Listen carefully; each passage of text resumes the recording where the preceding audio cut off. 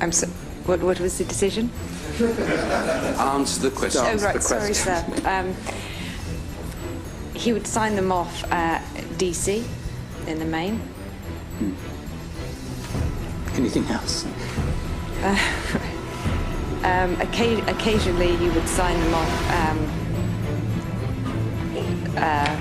LOL, lots of love. Actually, until I told him it meant laugh out loud, and then he didn't sign them like that anymore. But in fact, some of our bigger donors have been for dinner in number 10 Downing Street, in the Prime Minister's private apartment with Samantha. Things will open up for you. It'll be awesome for your business. Yeah. You'll be well pleased because your guests will get photographed with David Cameron. Yeah. We do that, you know.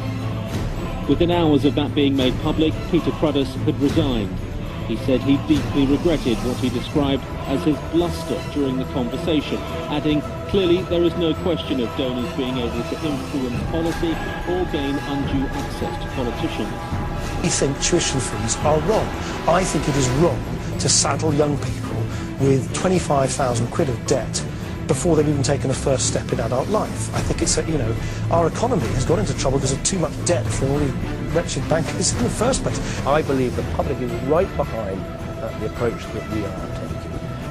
George Osborne insists that Britain is heading in the right direction, and he's confident that 2011 won't see the UK consumed by protest. Good evening. Fires are burning across large parts of London tonight as more serious violence breaks out on the streets of the capital for the third night in a row. Just briefly, a couple of points here. You've got a bit of a record of this sort of thing, haven't you? When you were 16, you were convicted of arson. You set fire to 2 greenhouses. The idea that has any relationship with what has been going on in Nottingham or in other cities. I'm just thinking you might have an empathy with a 16-year-old mind that has a desire to burn things. Of course I don't have empathy with people who break the law. Of course I don't have empathy with people you did it. Who destroy their own communities. I didn't do anything like... You were convicted of arson and given a community sentence. I was not convicted, and for heaven's sake, to try and make a link between a totally unrelated event, which is nothing like the level of public disorder. I was only trying to see if you had empathy with the people who were doing this. I do not. Do you? Well, I think it would be a more valid and constructive way forward to try and understand what's going on, rather than just threatening people with water cannon. I don't think this is time for empathy for people who are breaking the law and trashing their own neighbourhoods. And I think Colonel Gaddafi should, just like all other rulers in the region, start listening to their own people. So I want to make something very clear today. Will I ever join a Conservative government? No. But rioting in the streets, it's a bit much. I think there's a very serious risk. It's simply ludicrous to suggest that someone smashed the window to steal a BlackBerry, to steal the latest pair of Adidas trainers, because they didn't like government policy. They don't like government policy, come and protest in Parliament Square. As it happens, what I was warning about last year was about government protests against government. This wasn't protests against government. This is a realistic outburst of acquisitive crime. So far, to my knowledge, not a single Liberal Democrat MP has committed the biggest abuse which has emerged in the revelations over the last few days, and that's flipping from one home to the other to avoid capital gains tax. Nick, you said on the TV debate on Thursday night that what I've supported all my adult life is a complete clean-up from top to toe of politics. Yet in your own expenses claims, you regularly claim more than Gordon Brown or David Cameron. You claim for £5,000 for a new kitchen, a gardener to prune your apple and plum trees, a handyman to build a wall for your rose garden, a shopping trip to IKEA for cushions, napkins and a cake pan. That doesn't sound like you spent all your adult life trying to clean things up. This is a nihilistic outburst of acquisitive crime. Not a good day for the Tories. No wonder David Cameron, leaving home, looked like he'd rolled out of the wrong side of bed.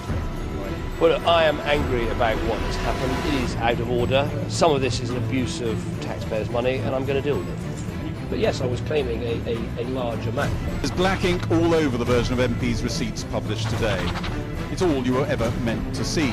That was thieving. It's no good trying to blame that on someone else.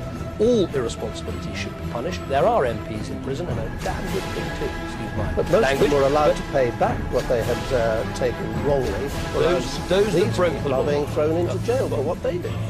and explained that there's one particular bill I've paid back money for. There's no new information in what's come out today. I've always been very clear about what I've claimed for and when I claimed for it and all the rest of it.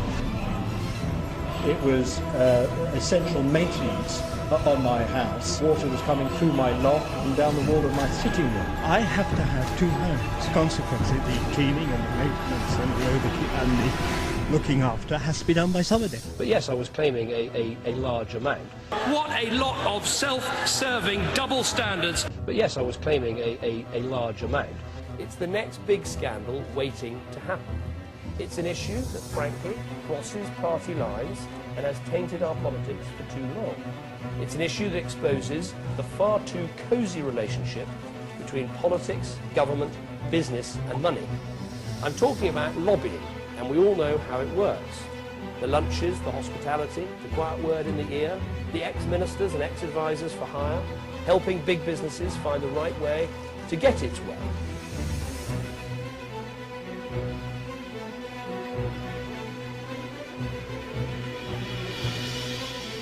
Thank you, Andrew. Good morning. The Conservatives' chief fundraiser has resigned after he was secretly filmed offering access to the Prime Minister in exchange for a substantial donation. The party's co-treasurer, Peter Cruddas, made the remarks to undercover reporters from the Sunday Times. He's described his actions as bluster and said he deeply regretted any impression of impropriety. What a complete nonsense. And I have this very clear message to those people who are responsible for this wrongdoing and criminality. You will feel the full force of the law. And if you are old enough to commit these crimes, you are old enough to face the punishments. But the PM also keen to stress the need to put an end to so-called banker bashing. They've got to be successful banks. They've got to be, good performing banks. And I want to be able to sell them back into the private sector, to pay the taxpayer back their hard-earned money that they put into those banks. And we won't do that if we micromanage them on a daily basis. It is all too clear that we have a big problem with gangs in our country. For too long, there's been a lack of focus on the complete lack of respect shown by these groups of thugs. Let go, let go! Taser, taser, taser!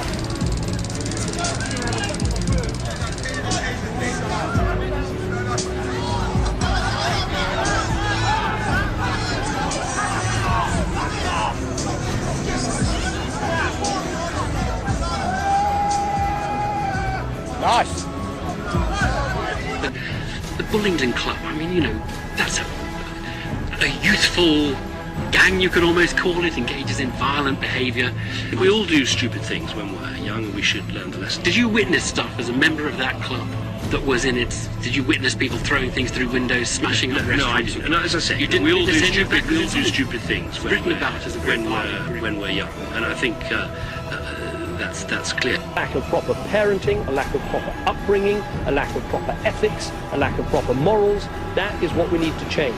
But yes, I was claiming a large amount. What a lot of self-serving double standards. Tonight, British forces are in action over Libya. They are part of an international coalition that has come together to enforce the will of the United Nations and to protect the Libyan people.